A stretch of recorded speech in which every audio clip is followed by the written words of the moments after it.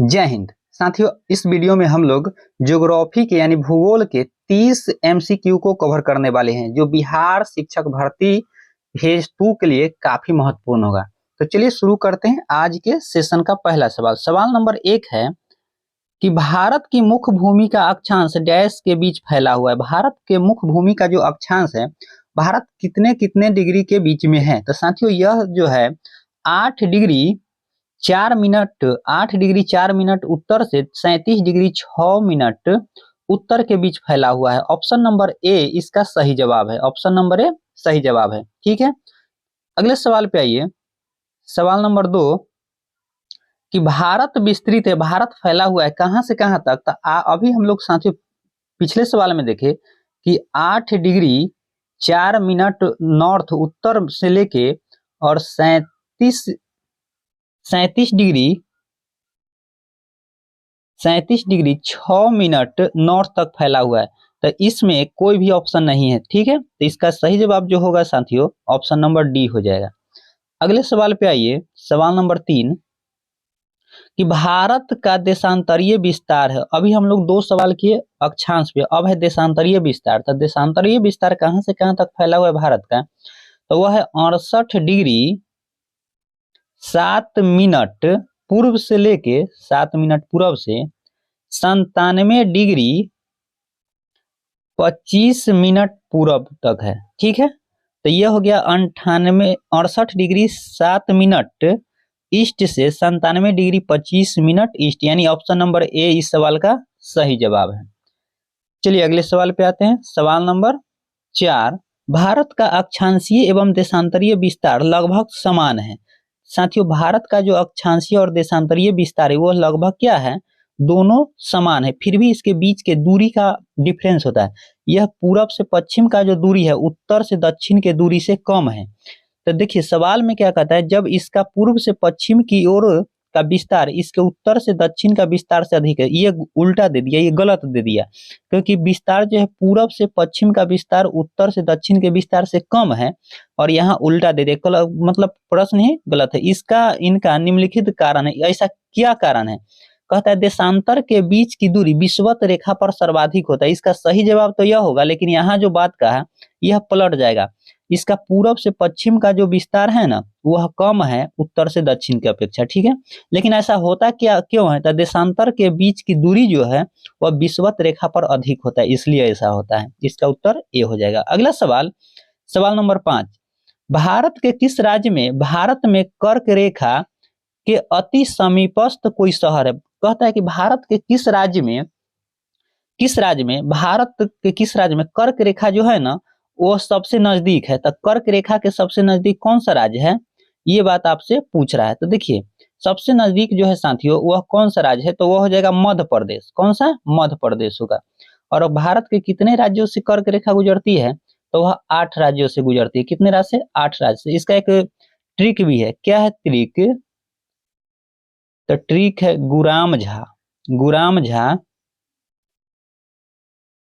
गुराम झा छबंग मित्र। ठीक है, तो देखिए यह गुजरात हो गया, राजस्थान, मध्य प्रदेश, झारखंड, छत्तीसगढ़, बंग से है पश्चिम बंगाल, मिजोरम और त्रिपुरा, 8 राज्य हैं।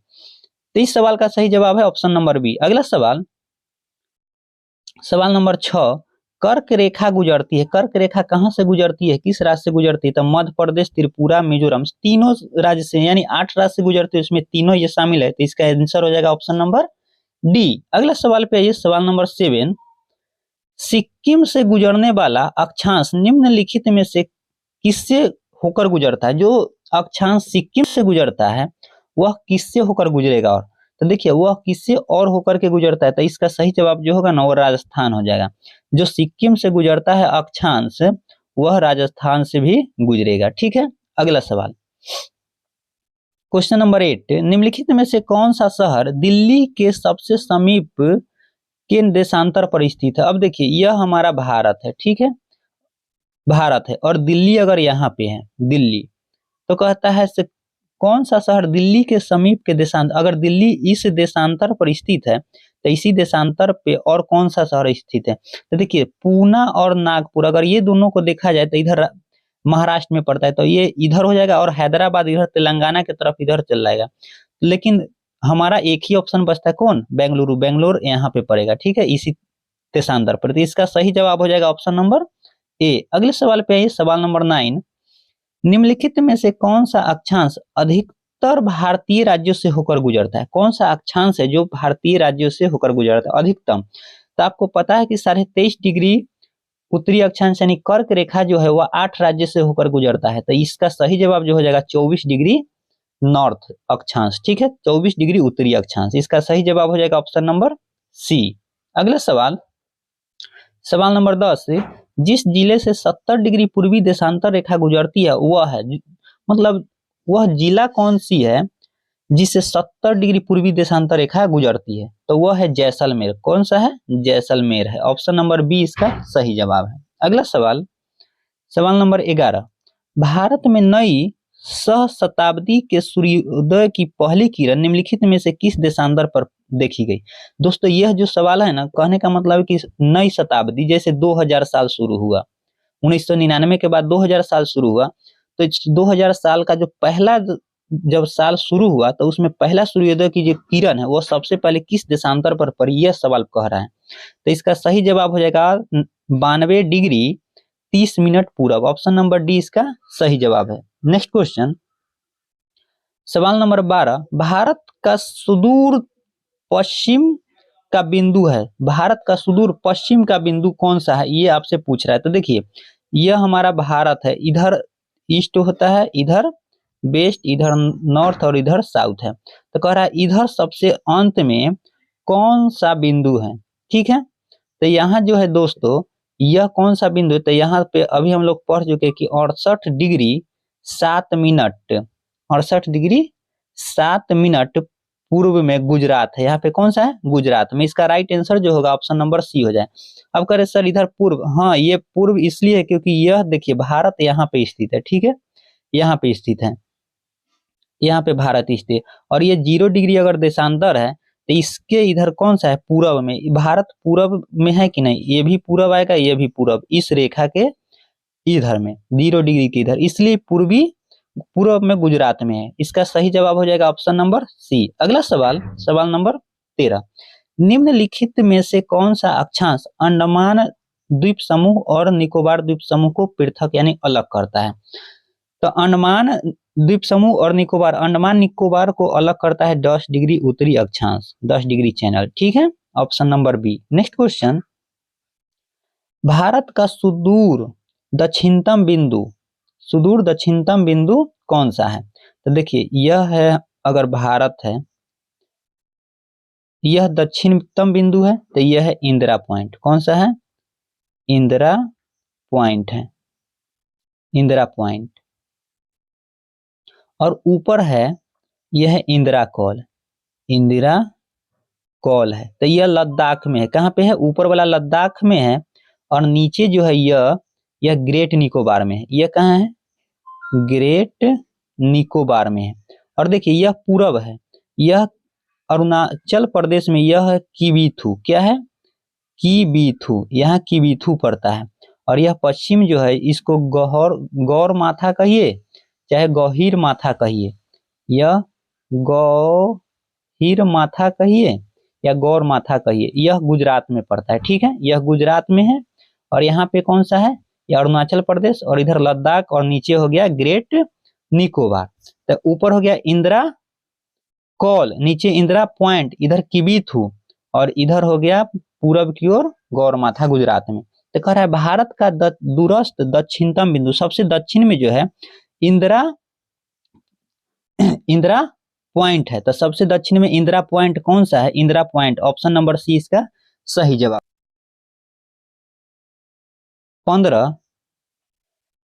भारत का सुदूर दक्षिण में इंदिरा पॉइंट निम्नलिखित में से कहाँ स्थित है? अब देखिए इंदिरा पॉइंट जो है वह दक्षिण में है। कहाँ पे है ये आपसे पूछ रहा है। अभी हम लोग किए तो वह ग्रेट निकोबार में है। कहाँ पे है? बड़ा निकोबार में।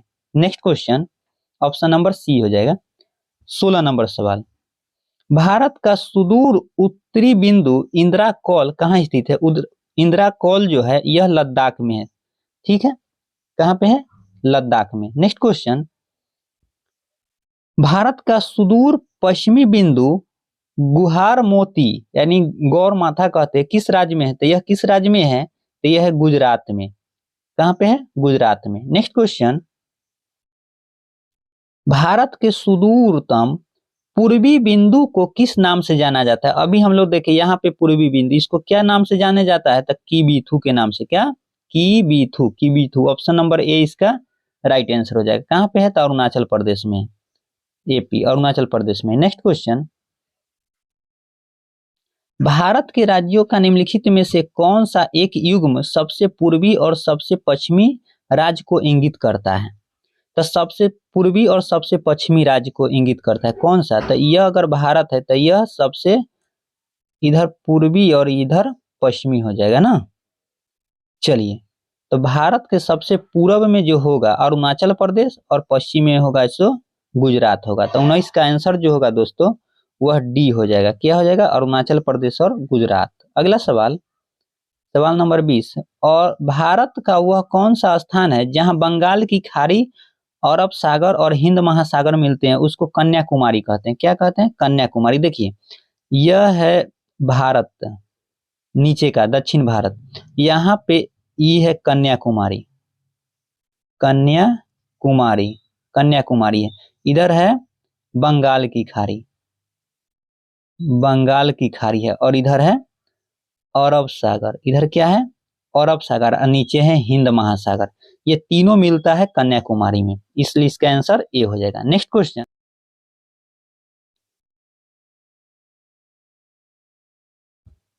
क्वेश्चन नंबर 21, कर्क रेखा निम्नलिखित में से किन राज्यों से होकर गुजरती है?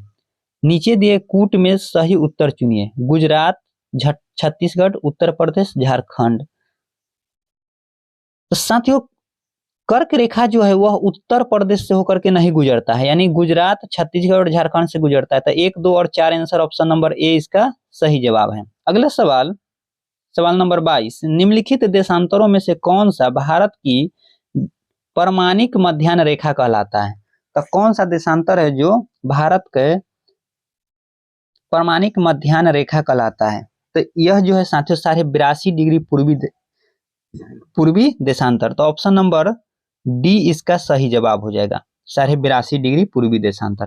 और यह 5 राज्यों से होकर गुजरता है। कौन कौन? तो उत्तर प्रदेश, मध्य प्रदेश, छत्तीसगढ़, उड़ीसा और आंध्र प्रदेश। 5 राज्यों से होकर के गुजरता है। नेक्स्ट क्वेश्चन, क्वेश्चन नंबर 23, भारतीय मानक समय की देशांतर रेखा 82.5 डिग्री जो है वह किस नगर से होकर गुजरता है? नागपुर, दिल्ली, पटना या फिर इलाहाबाद? यह इलाहाबाद के नैनी से होकर गुजरता है। कहां से? इलाहाबाद के नैनी से। चलिए अगले सवाल पे आते हैं।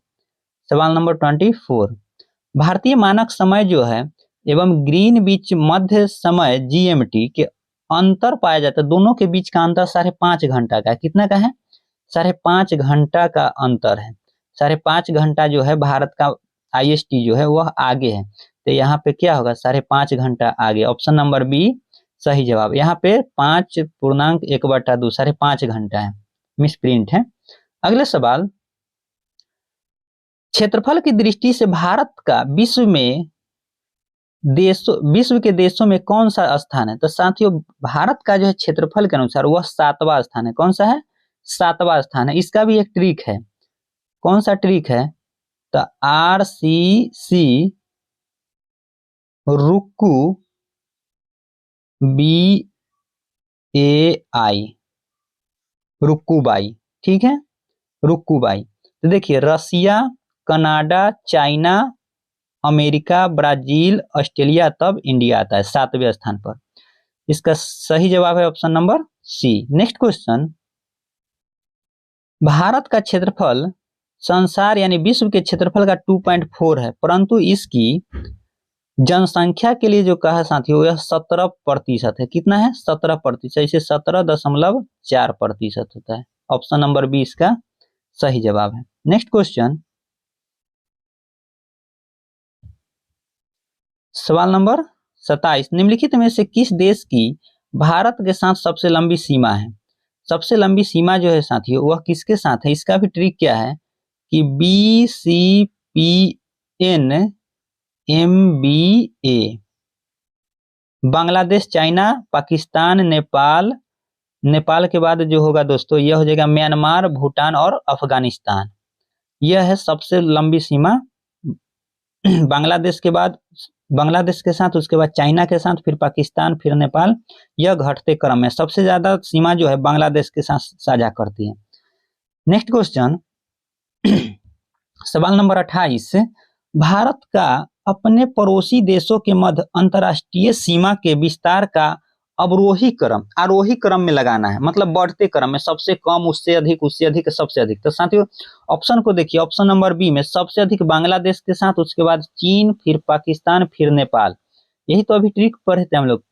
BCPNMBA, सबसे अधिक बांग्लादेश, तब चाइना, तब पाकिस्तान, तब नेपाल है। यही तो है, नेपाल, पाकिस्तान, चीन और बांग्लादेश, यही है बढ़ते क्रम में। ऑप्शन नंबर 20 का सही जवाब है। नेक्स्ट क्वेश्चन, निम्नलिखित में से किस देश के साथ भारत की अंतर्राष्ट्रीय सीमा नहीं लगती है? पाकिस्तान के साथ लगता है, बांग्लादेश, भूटान यानी श्रीलंका के साथ नहीं लगता है। ऑप्शन नंबर डी इसका सही जवाब। यह सीमा नहीं लगता है, समुद्री सीमा लगता है। ठीक है, नेक्स्ट क्वेश्चन, उत्तर पश्चिम में भारत भूमि की सीमाएं किस देश के साथ लगती है? तो उत्तर पश्चिम कहने का मतलब यह उत्तर है और यह पश्चिम है। इधर कौन सा देश है? तो इधर पाकिस्तान है। कौन सा है? पाकिस्तान। ऑप्शन नंबर डी इसका सही जवाब है। साथियों आज के सेशन में 30 क्वेश्चन कंप्लीट हो गया है जो भूगोल का है। फिर हम लोग नेक्स्ट वीडियो में मिलेंगे। जय हिंद।